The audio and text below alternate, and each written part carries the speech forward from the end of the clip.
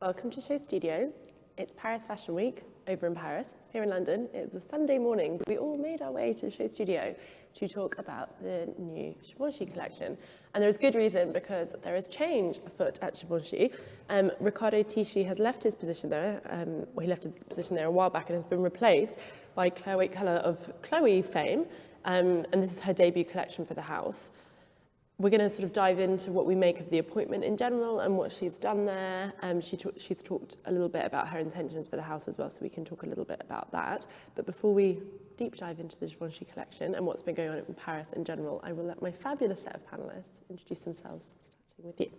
Hi, I'm Nathalie Khan. I teach fashion history and theory at Central St. Martin's and London College of Fashion. I'm Rob Nowill, and I'm a writer and consultant. I'm Rosanna Falconer. I'm business director at Matthew Williamson. I'm Dominic Jones. I'm creative director of Nathalie Clark. I'm going to go to you first as our resident historian. So give me like a little sort of summary of what you would say the Givenchy, I hate the word DNA, but like the Givenchy sort of codes are, just in terms of when sort of the powers that be were deciding on this appointment and thinking about how the house should sort of move forward. What are the things that you think are intrinsic to Givenchy that any designer who takes a position there has to sort of consider and be aware of?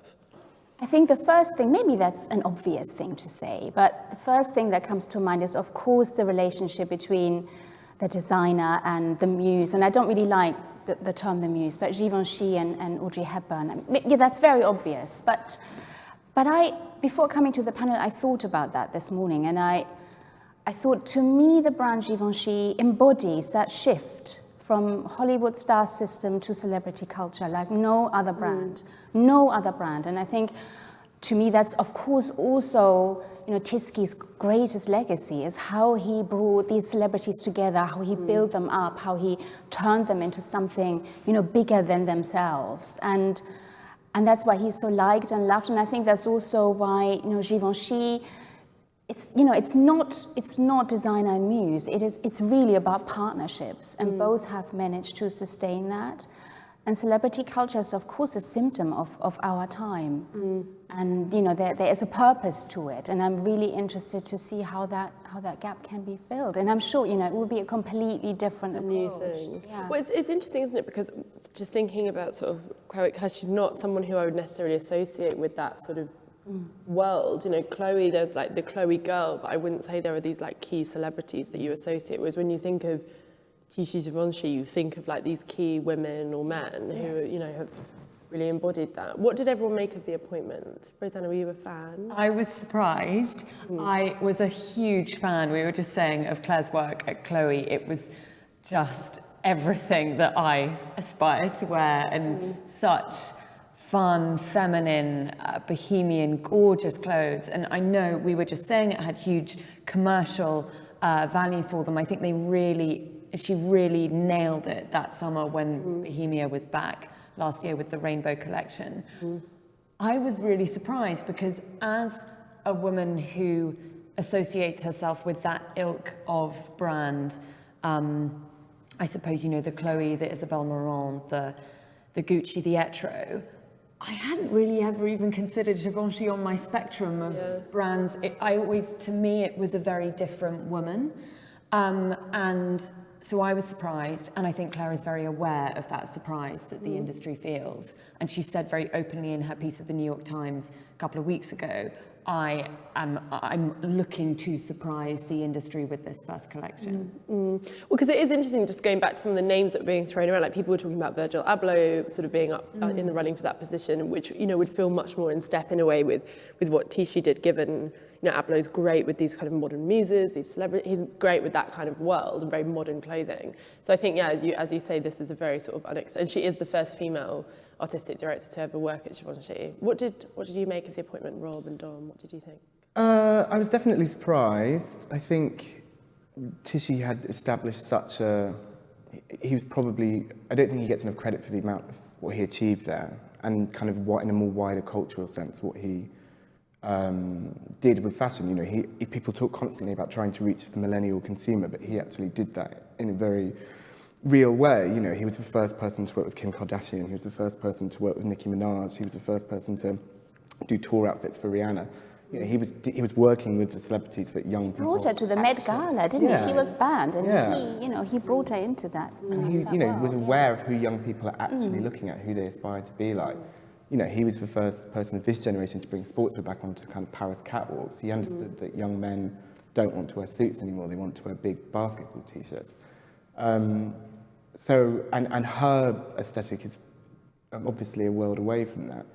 But I think maybe the one thing they do have in common is that they both kind of have a direct line to a certain customer, kind of goes through press and around press. I think, I'm different from Rosanna. I didn't really care for the Chloe collections. It wasn't my thing. It didn't really interest me, but I wasn't supposed to. I'm not a woman. I don't have those, those are clothes that women like and that women buy in very great amounts. And, I know women who have, work in fashion and are very, very chic and wear Chloe, and I know girls who have no interest in fashion and still want to buy Chloe. She kind of understood something about how women want to dress themselves, which I think a lot of designers don't. It's an interesting one. It's an interesting one. What do you think of it all, John? Yeah, I guess, as it's been said, it was really surprising. It's a big sidestep from what was happening before. I guess, like, when you think of Riccardo's work, it's very big fashion moments, these big spectacles, like, Beyonce at the Met Gala, like, the incredible big jewellery and visual, like, super, super strong pieces, and that's so far away from what she's about, but maybe it works if you go back further into, like, what the origins of Givenchy is, and, like, how, when it was starting out, they're, like, they kind of created the ready-to-wear and like these separates and the more practicalities of dressing for a woman maybe fits if you go a step back in time. And that's why I think it could be really interesting. It could be really beautiful. It definitely has a lot of potential, and maybe it's a bit more of a risky but like surprising, but also could work really beautifully. As opposed to just following on in a kind of like progression from... Which I don't think does work when people try and hire like... Then people would miss Riccardo even more than exactly. already. And it I would think on the always be a flip side, it comparison. can also be really bewildering for the customer. I think there's a whole generation of people probably younger than us for whom Givenchy doesn't mean Audrey Hepburn, and it doesn't mean the 60s, and it doesn't mean any of that. It just means Kim Kardashian in basketball sweaters and Panthers and Rottweilers. And, that group of customers who were huge. Givenchy has been a massive retail success for the last few years. It's with every major stockist, and it's for one of their biggest brands. And for those customers, this is going to be very... But do you not think those customers have maybe even moved on from Givenchy a little bit into brands like Off-White or... Yeah, I suppose. But I think if you look at the fact that it still was performing, people were still buying those Dobermans and Rottweilers. They've been around for what, 5-6 years? How much longer would they? Yeah, how much? Yeah, that's what. They were very much on their last legs. I mean, Tisky also was so good at creating the spectacle, so the fashion show. I think that show in 2015 was the most expensive show that he collaborated with Marina Abramovic, the most expensive fashion show that was ever staged at New York Fashion Week.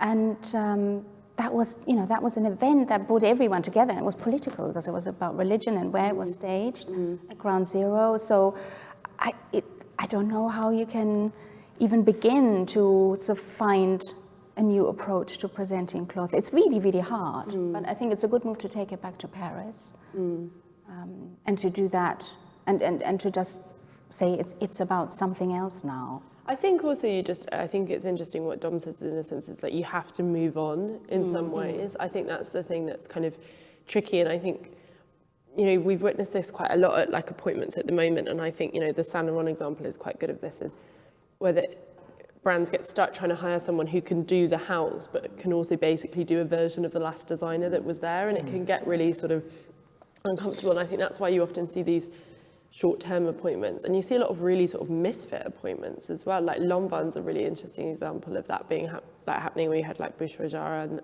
and you've got Olivier Lapidus, who's just like got completely trashed for that collection that he did, and I think it's really hard. So in a way, I imagine the appointment of Chloe in a sense is like she is a safe pair of hands. Like she is someone who's proved herself to be very competent and actually be able to run a big house, which probably seems quite appealing to people sort of choose, because the other thing is that who else is there, which is quite an interesting thing at the moment. Like who's everyone's talking about what Tishi's going to do next, but it's like, I think there's not enough of those designers who you can look at who are the really obvious choice for things, and I think that's kind of interesting. It's interesting also that you say competence. I think looking at the press and what people have said about the appointment, that's always the term that comes through. Yeah. She is competent, we trust her. Yeah. And Serene, the Exactly. CEO, was saying, which I think says a lot. He said to Vogue this week, the best moment of his career was appointing Claire. He is really making it very clear to the industry that he is delighted, he has faith in her, and he has complete confidence. Yeah. I think exactly because there are a few videos online of her in the studio, and it just seems so calm, very respectful of everyone there, quite quiet. Yeah. She's not a kind of creative, Not like a bombastic, whirlwind. yeah.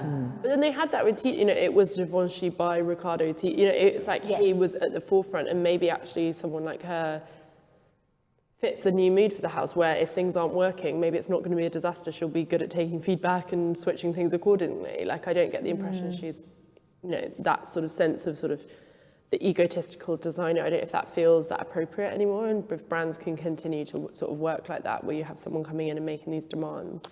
It's just one thing that I did want to talk about before we look at the collection. It's quite interesting because obviously she's sort of the first female artistic director, and we've had similar things happening. Obviously, like you've got Maria Grazia at Dior. And a lot of collections at the moment, I think, obviously in response to the times, are talking a lot about feminism and femininity and drawing on women's history and what have you. And one thing I found really interesting with this collection is in the show notes, she doesn't talk about that at all. And she actually talks a lot about seduction, and she talks about couples, and she talks about togetherness. And it kind of like quite like determinedly avoids anything. She doesn't use the words sort of femininity or women or anywhere or at all. I think that's a smart move. I think, that's also something that comes through. It's about synergy, isn't it? It's not about equality, it's about synergy of working together. And that's the Stephen Meisel advertising campaign, I think really plays on that idea. And I think also there has been a slight backlash to that notion that feminism is a lifestyle, because it isn't. And that you can buy your way into It being isn't. a feminist. It has nothing to do with that. Yeah. What do we think of all of that sort of that? Because it's kind of run through Paris, hasn't it? A lot of that.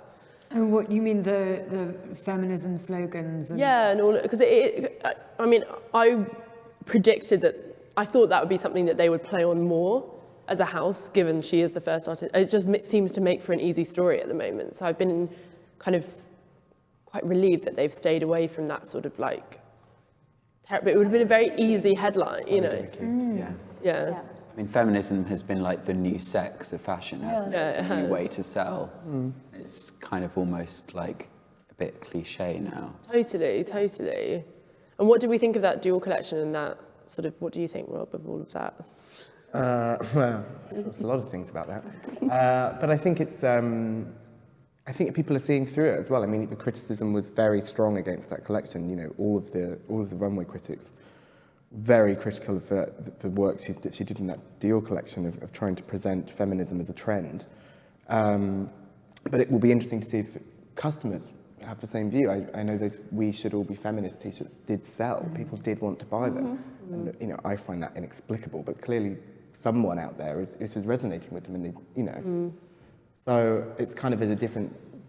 I also wonder if actually that's just like the 10 years down the line of the J'adore Dior t-shirts that all of us wanted at school, and everybody, it's like a status symbol, isn't it? So that t-shirt was so closely associated with Dior. Maybe was it's like not a logo They t-shirt, don't even really understand what the statement means. They just want the logo. Yeah. Which is even more depressing. It's even more depressing.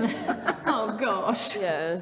But it is interesting though. I just think that this sort of fashion for that at the moment, and how fashion can respond to sort of the times, as well as it seems like people feel this like desperate need to make some kind of awkward political statement and to connect, in loads of the criticism I've been in this week of the shows, you see writers really kind of desperately trying to find a way to connect a review of a load of evening dresses with what's happening with Donald Trump's America. I sort of want to say it's okay that this isn't a political collection, it's just clothes. And actually, this is one of the things that's nice about this Givenchy collection, is I don't think it's about politics, I don't think it's about feminism, I don't think it's about any of that stuff. It's just some nice dresses that women who have the money to buy them will want to probably wear. Should we have a look at the collection? So the show notes, she hand wrote the show notes to everyone there, which I really want to get to the bottom of and know if she actually did handwrite them, because that seems so... She hand wrote like 150. Have you not seen everyone's notes? putting pictures of them on Instagram? Everyone's very excited to receive a There's some handwritten. intern with a They very must have poor just hand. found people with really similar handwriting. But the show notes say, in the world of physics, transformation describes the sublime process when one element becomes another. They're a bit like an incomprehensible poem, but I'll continue. Fashion is a tool for self-metamorphosis. It can transform the spirit through a new attitude for new beginnings. Seduction is key. The most seductive things are not seen, but merely imagined. In a voyeuristic world, seduction manifests intrigue and a desire for the unknown. Behind transformation seduction is a couple. They represent my view of modern togetherness, a symbiosis that launches upon the purest notion of human interaction. This is how I begin writing the new chapter, the new Givenchy Woman and Man. Claire, that's what she wrote.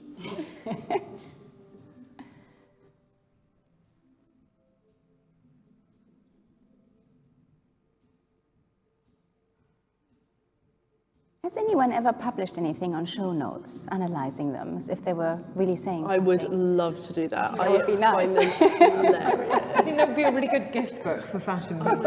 I know. Downstairs Loom needs one of those. Show notes, yes. My favourite thing to do in reviews sometimes is just put like 2 sentences and just put full stop and then pardon, question mark. Because they're like, so what?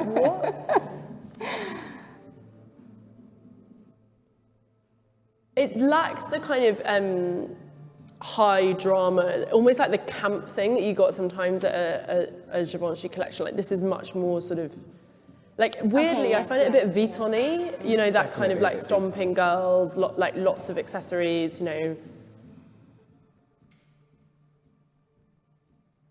And I think it does feel flat in that, because of that, you know, if you're comparing it to the last few things that Riccardo Tisci did, it does feel, it looks like a pre-collection, but I mean, that was always my view of Chloe, but then people bought it. Like people. Yeah. But I think the point you made about Chloe was really interesting, in that it didn't really matter if it was like the coolest thing around. It just kind of did what it was. And actually, I find that really quite admirable at the moment in fashion, where everyone's like shouting to get the most attention. And I think it proudly did that. And at Port Eliot, that really came across when Lou and I were both at Port Eliot when Chloe were I think they sponsored it, or the brand for the festival. And she was so open about that, and that the house had very clear codes, and she had a way she wanted to approach them. And it's romantic and proudly so. This has more romance, I would say, than I've seen in previous Givenchy collections. It's just much more pieces, like pieces, whereas usually you think of like a look, don't you, when you think? It doesn't follow on from what was happening before, but it could well be from the beginnings. But then I wonder if a woman went into the Givenchy shop, the way that their merchandisers will lay this out, I don't know if you would feel like, oh my God, everything's changed. They'll just do it cleverly, so if you go into the store... It feels very Chloe. Like, it would be interesting to sort of hang out at the store for a while and talk to people going in there and ask if they're even aware there's been a change, because I do think there'll also be a big customer. The menswear I find kind of weird. The men's is dreadful. I think it's really a real shame that so many houses are, especially actually Saint Laurent and Givenchy, who for a long time their men's businesses were much bigger than their women's businesses, have completely given up on trying to make innovative, interesting menswear, and are just happy to turn out a suit and a bit of a Calvin Klein Raf Simons knockoff. Just something, it's also something that complements the women's wear. Yeah, there's no direction, there's no design, it's just stuff. Well, I've said this on panels before, I think, but I had a conversation with Dries Van Noten about whether he would ever combine his men's and women's, and he like got quite sort of passionate about it and said that he feels that men's deserves better, because he says, you know, as soon as you put men's on a women's runway, he was like, the girls are always going to win. He was kind of funny about it. He was like, Gigi Hadid will win. He was like, you have to have, and he was like, the men's then, all the innovation and all the forward thinking sort of energy that you put into trying to make, innovative menswear just goes away, and you end up making kind of props to back up the women's wear, which I think is... Menswear buyers who are despairing of it, because these are brands that were commercial powerhouses for men's businesses.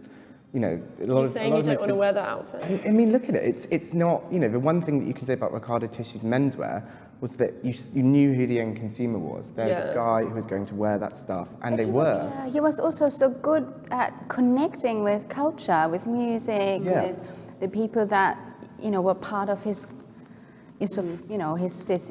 group, and that's, I can't see any connections here. It seems very random. I don't know what I would associate it with. I just think it's well, he was all about that idea of family, wasn't he? And all of those people that were around him, like, really fed in. Like, I remember he talked a lot about that, and I remember I was always like a little bit cynical about it, because I feel like everyone always talks about like muses and family love, blah, blah, blah. And then I went and interviewed him, and I like really drank the Kool-Aid. Like, I left and I was like really inspired. I was like, love, family, because he's really amazing. Like, the way he talks about it, you realise like he really feels this love for these people and these women that he talks about, and like, this way of life that he'd built was really, really, like it or not, is super, super authentic, and there was none of the cynicism. Yeah, he said that when he first arrived at Givenchy, obviously 27, really young. Super young. And the house was pretty much broken, as we were saying earlier. And the petit main in the atelier, he said they were like my mum, and they all, at first they were quite intimidated by him, but then they clearly nurtured this amazing relationship together. So I think the family thing, yes, it's the celebrity, but it also was there with the atelier, which was so lovely to hear. Yeah, I found him really, really, really sweet, actually, the way he talked to it. And I think that's maybe why it came through in the clothes. See, that jumper looks like, when you buy something from H&M and it has like the sizing stuck on the front, like it looks like that.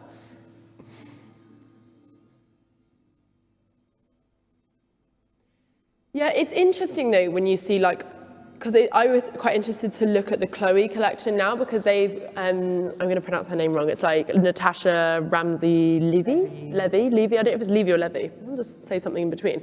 And like a lot of people were commenting on the similarities between Louis Vuitton and Chloe, and it is interesting when people move around and you saw it obviously when Maria Grazia went to Dior from Valentino, is suddenly you get like aesthetics that you've been used to at another house, like appearing on a runway for a day, and it just takes a few seasons for it all to shake down. Because this feels a bit Chloe, but then... Yeah, it does. And let's pray that she's given a few seasons. The turnaround at the moment is unreal. And it did take Riccardo about 5 years to get into his swing at Givenchy. And it wasn't always like that. Well, it's particularly the early collections weren't very well received. No, at the beginning he was really, really criticised. Yes, I think... He seemed to be considered a very uneven designer. Like now we're like, he's amazing and everyone loved him, but actually it wasn't, as you say. I think she'll be given, I think it's also like the collection is just one thing, she's poured a lot of time and attention into the website and, like redeveloping all of the communications. So I think that, it is sad for people who think it should all be about the clothes, but the collection is like actually kind of a tiny element of what she's going to sort of bring to that house.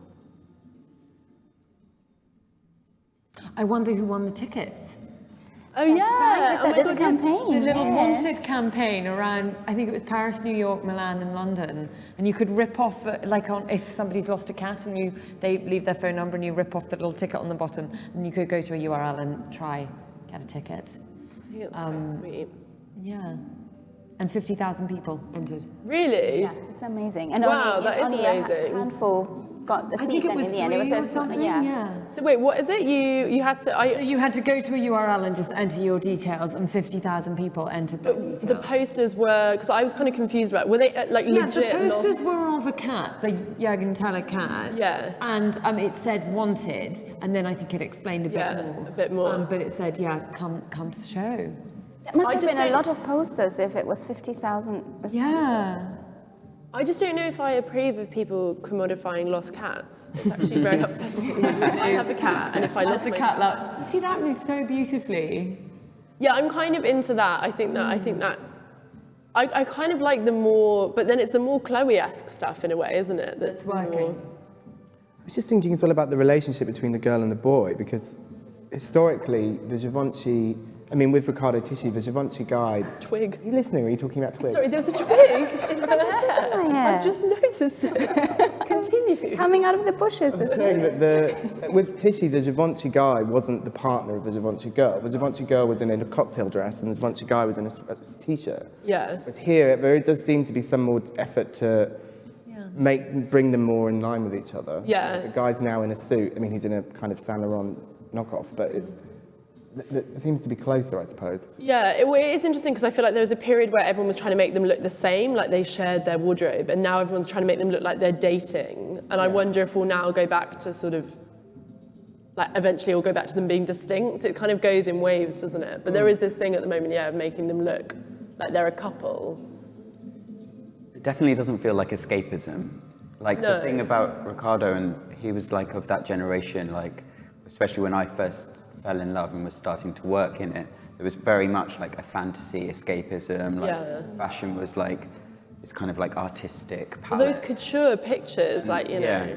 Yeah. Now I feel like it's moving further back, Further back from towards like more practical wearable clothing. Yeah. Which is, I think that's totally spot on. I think escapism is a great term to describe it. Yeah, it's interesting.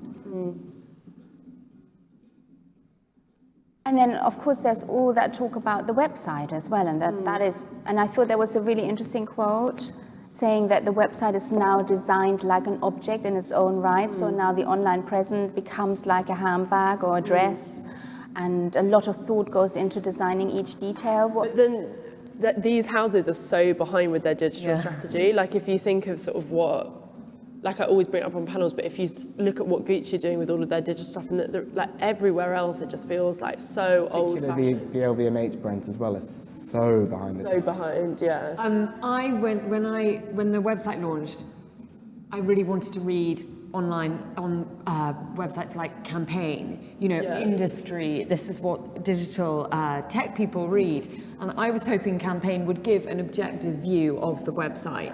Bearing in mind they also will review websites that are light years ahead. Yeah. And it was just very much like they'd said the press release line.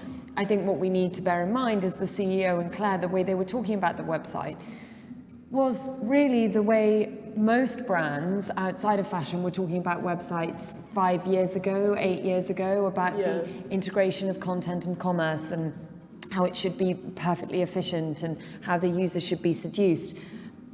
It's not really new ideas. It's not new ideas. it's catching up. Yeah, it's catching up, which is fantastic.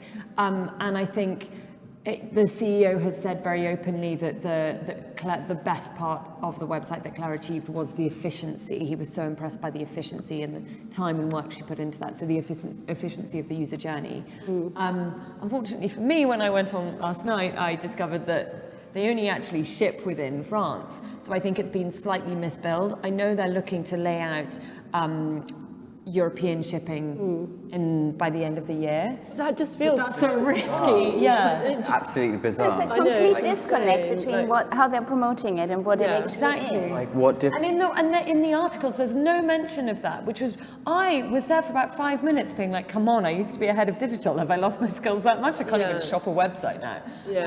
Extraordinary. But I think obviously what was perhaps needed, Claire really nailed it with the aesthetic, but she should have had a logistical person by her side, perhaps. Behind it. There is a lot of logistics to look into. That's that weird thing in fashion, is like in some ways it's like this huge global industry that reaches everywhere and millions of people will see this on Instagram, but then in some ways it's like this weird cottage industry where it can't like get itself together. And actually, like if you look at like tech and like, like if you look at a brand like Apple and how that communicates, but no fashion brands are getting that journey to their user, like, or their consumer sort of done with anywhere near like the same amount of efficiency. She looks a bit more edgy there than you. I know. What's on that T-shirt? I don't know what it says. Can we look at some pictures of the clothes so we can get sort of a better sense?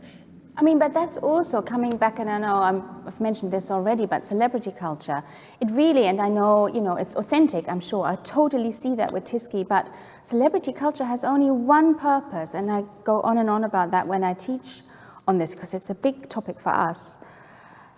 The only purpose of celebrity culture is to sell images and products fast. And you cannot reach people in any other way, in the way that you do through celebrities endorsing you, wearing your clothes, being associated with you. That's it. There's nothing as effective. But the thing with, that I think the reason it worked well with teaching, why he was a pioneer of it, was in some ways because they were like legitimately his friends. Like he was actually going on holiday, like whether you like that or not. And you think something there was authenticity different though as well, because he was, I mean, and correct me if I'm wrong, I might be missing someone, but I can't think of another major Paris brand before him who had worked mainly with non-white women. We can all, we all have opinions about Kim Kardashian, most of which shouldn't be repeated, but she is a woman who is from a non-white background, as is Rihanna, as is Nicki Minaj, as is Beyonce. You know, he was working with older women, he was working with larger women. And Donatella was in his refreshing. campaign as well, He's wasn't she? Do we Donatella. have an image of that? You know, he also did it with Marina, who was obviously not a young, skinny waif.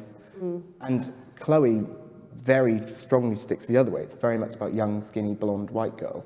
So it will be interesting to see, you know, will there just have to be a huge shift now in terms of who they work with and who their partners are and, you know, how they present themselves as a brand. Well, I think his campaigns, it's not just also like to do with ethnicity, I think also, yeah, as you said, age.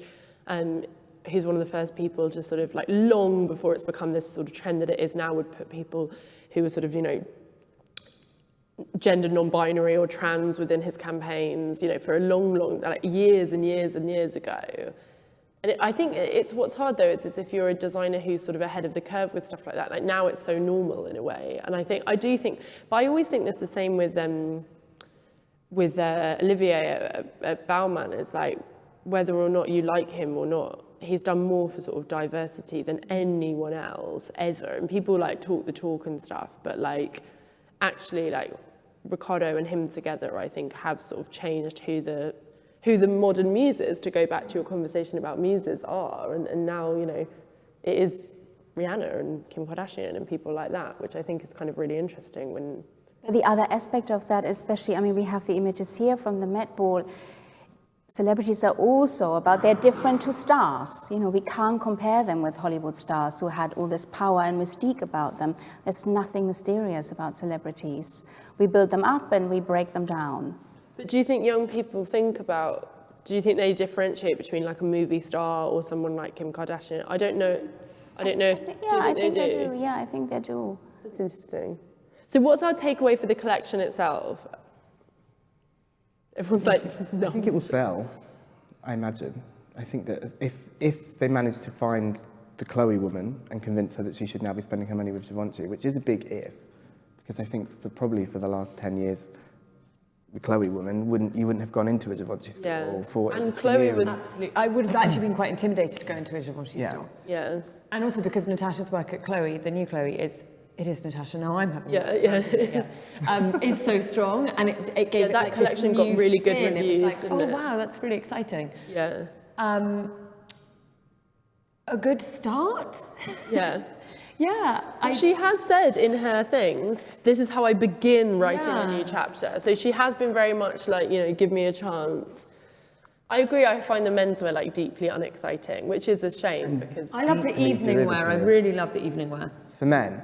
No, for women. I'm not going to comment on menswear. I don't know enough. I'm not qualified enough to talk. But I find it dispiriting that it's so derivative, the menswear. I mean, I think the women's is very much her and very much her wheelhouse. I mean, that's Saint Laurent on the far right. Like it's. The problem is everything looks like Saint Laurent at the moment. Though. If you could look at a Lanvin men's collection, it looks like Saint Laurent. Like everything looks like Saint Laurent. It's like I think styling, isn't it? Like it's partly a styling thing, but it's also people copying what they know sells, and you know, Saint Laurent makes money. But this is so deeply, and the sad thing is that Givenchy had a commercially successful template for menswear, which is a very rare thing, and it's obviously been thrown out the window. It's interesting even just looking at the shoes, like how it's all these kind of like shiny evening shoes, like all of that sort of sportswear, like, you know, great trainers and all of that has kind of been stripped away, which is, they must be though basing this on some sort of evidence of new categories that they need to be pushing into.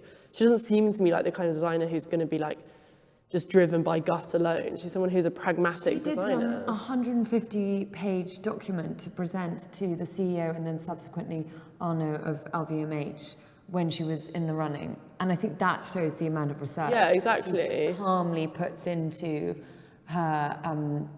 she's very open about the fact when she's at work, it's almost kind of OCD, the organisation and the research, and she has one desk for research and another for work, and this will all be very thought through, I have no doubt. There are elements actually, when you look at the pieces, like those striped pieces, like they look like they could have been in a Tisci Givenchy collection. There are elements that continue across.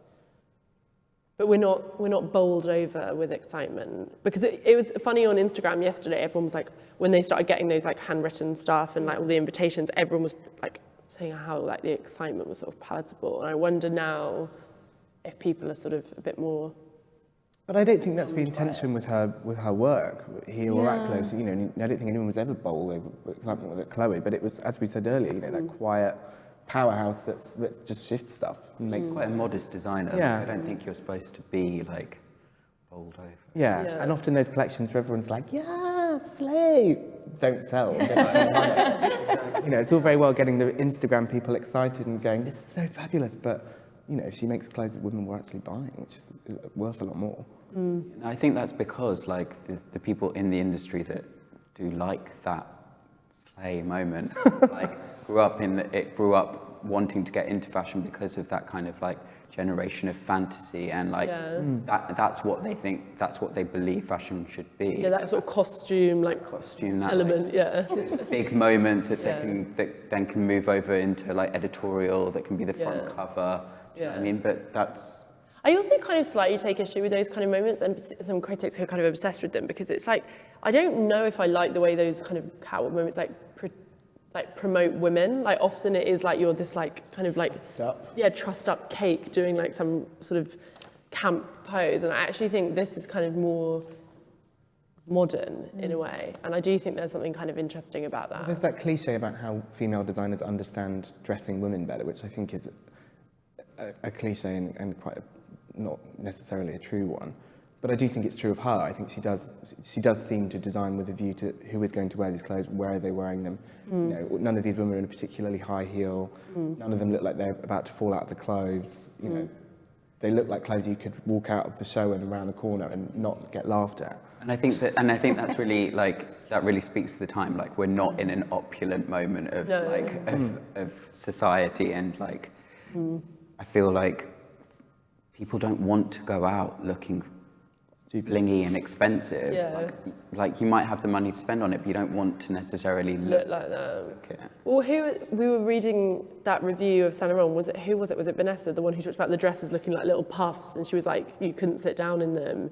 She was like, that probably doesn't matter. That's like not the point. And I think that's a very different ethos to this, where it is like you look like you're wearing like a little pom-pom of fabric, and you look slightly ridiculous, but it is, and you know, you're falling out of it. It's looks great on a tiny model, but not necessarily on anyone else. Whereas I agree, this is very different to that. So what's our takeaway? We want to see how it goes over the next few seasons. I'd like to see a better focus on menswear and an original design direction for menswear that isn't just going down the obvious route. That would be nice. But her menswear sort of background, we were saying before, is like she did Ralph Lauren menswear, so it's not as if she's kind of, you know, she's not got... design director there. Yeah, she was, yeah. Does Monsieur Givenchy actually ever comment on these things? They've never met, apparently. They're not, because he's still alive doing interviews, age 90, isn't he? I'd like to know what he has to say about it. You know, I'd love to know what Helmut Lang thinks about what's going on at Helmut Lang. I always think about that, like, fabulous. Can you imagine going to all these people? I think he has quite a lot of voodoo dolls at home that are made out of his old t-shirts. But like, also, like, what does Calvin Klein think about what's going on at Calvin Klein? Like, it is fascinating. That would be a book I would read. That and the show notes bit. Yeah. Let's make that. Them on the panels next season. That would be good. Get us. My God, that would be a really good one. People be like, this is not what I did. But it is particularly to see your own archive sort of because there are elements of this, like some of the earlier dresses, those ruffled ones. She was talking backstage to some of the journalists about how they were inspired by, I think it was like 60s couture looks from the archive. So that must be super weird. It's like, you know, sitting at home looking at something being like, oh, you've like pulled apart a design. But daunting for Claire Waite Keller as well, because those are such highly referenced. You know, it's like, how do you put an original spin on 60s Givenchy couture when pretty much every designer has done a take on it, and you know, it's been in every exhibition, and it's those images of Audrey Hepburn in those clothes have gone all around the world. It's a really hard legacy to grapple with, I think, and pre-Tisci, you know, loads of designers had failed to do that. That's what was interesting about Tisci, because it was like Riccardo Tisci does Givenchy. It was like, you know, him. It was 12 years. Yeah. I think that's a really long time. And for a long time, he just didn't bother with the archive. He didn't No. look at it. He didn't embrace it. He didn't work with it. You know, he started That's to why think your towards the point end. is interesting, what it means to different people, because to a certain generation, particularly like a fashion, sort of, you know, very well-read fashion audience, it is like all of that history and Audrey Hepburn and blah, blah, blah, and costume, what have you. But maybe to a more modern consumer, they are just not aware of that, and they don't think of that. People You know, think of also- Givenchy as a streetwear brand. You read about it Yeah. written about as a streetwear brand, which is probably why they've appointed her, Claire, is to get away from that. No, it's definitely a rejection of streetwear, that's Yeah. for sure. But they also, I noticed that today, still, I think it's the last day, is the auction at Christie's of Audrey Hepburn's old clothes. Oh, is So you it? can buy them online today. Oh, we should go do see now, buy now. Okay, we should go do And that. I always find that so sad when archives are sold online, so that, obviously the family is really cashing in, and the showroom sale at Christie's was 2 days ago, and it just went way above what they expected.